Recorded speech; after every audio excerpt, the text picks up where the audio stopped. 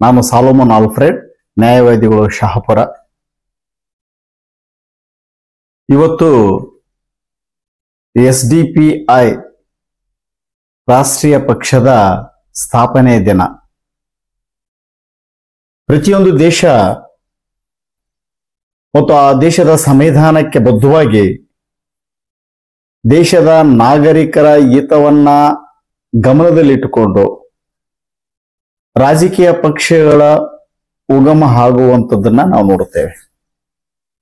ಪ್ರತಿಯೊಂದು ಪಕ್ಷಗಳು ತಮ್ಮದೇ ಆಗಿರುವಂತಹ ಸಿದ್ಧಾಂತದ ಕೆಳಗಡೆ ಕಾರ್ಯವನ್ನ ನಿರ್ವಹಿಸ್ತವೆ.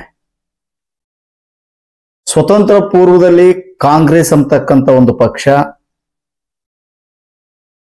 ನಂತರ ಬೇರೆ ಬೇರೆ ಎಲ್ಲ ಪಕ್ಷಗಳು ಉಗಮವಾಗಿ ಸದ್ಯ ನಮ್ಮ ದೇಶದಲ್ಲಿ ಅನೇಕ ಪಕ್ಷಗಳು ಇದ್ದಾವೆ.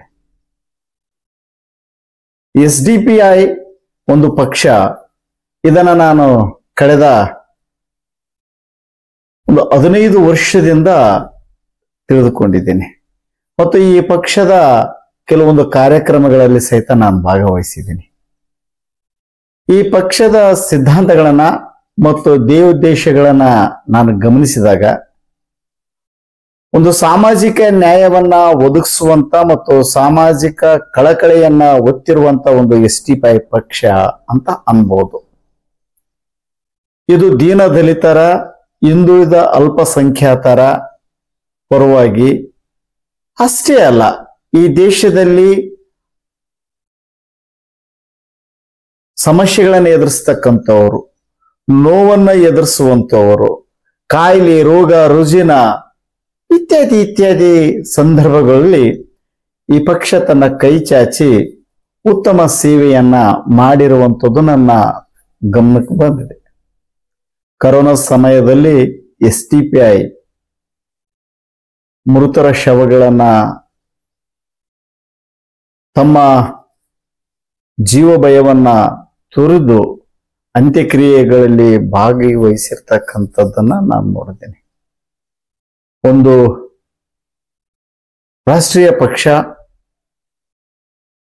ಯಾವುದೇ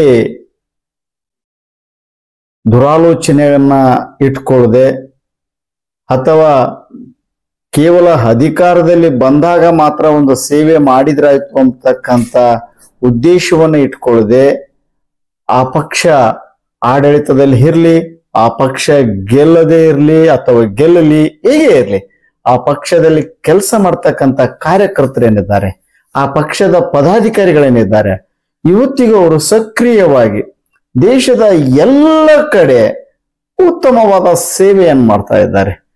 ಅನೇಕರು ಆಡಳಿತ ಪಕ್ಷಗಳು, ದೊಡ್ಡ ದೊಡ್ಡ ವಿರೋಧ ಪಕ್ಷಗಳು ನಾವು ನಮ್ಮ ದೇಶದಲ್ಲಿ ನೋಡ್ತಾ ಇದ್ದೀವಿ.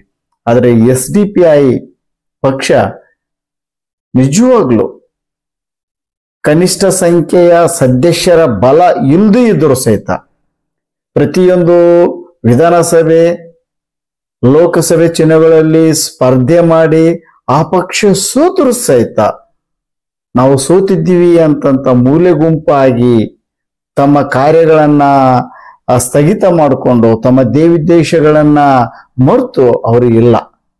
ಎಲ್ಲ ಸಂದರ್ಭದಲ್ಲಿ, ಎಲ್ಲ ಸಂಗತಿಗಳಲ್ಲಿ ಅವರು ಮುಂಚೂಣಿಯಲ್ಲಿ ಬರ್ತಾರೆ. ತಾವು ಏನ್ ಮಾಡಬೇಕು ಅದನ್ನ ಸಂವಿಧಾನಬದ್ಧವಾಗಿ ಮಾಡ್ತಾರೆ. ಅದಕ್ಕಾಗಿ ಇವತ್ತು ಆ ಪಕ್ಷದ ಸ್ಥಾಪನೆ ದಿನ. ನಾನು ನನ್ನ ತುಂಬು ಹೃದಯದಿಂದ ಅಭಿನಂದನೆಗಳನ್ನ ಆ ಪಕ್ಷಕ್ಕೆ ನಾನು ಸಲ್ಲಿಸ್ತಾ ಇದ್ದೀನಿ. ಒಂದೊಂದು ದಿನ SDPI ಪಕ್ಷ ಒಂದು ದೊಡ್ಡ ಪಕ್ಷವಾಗಿ ತನ್ನದೇ ಒಂದು ಹೆಸರನ್ನ ಸ್ಥಾಪಿಸುವ ಮಟ್ಟಿಗೆ ಬೆಳಿಲಿ ಅಂತ ನಾನು ಶುಭ ಹಾರೈಸ್ತೇನೆ. ನಮಸ್ಕಾರ.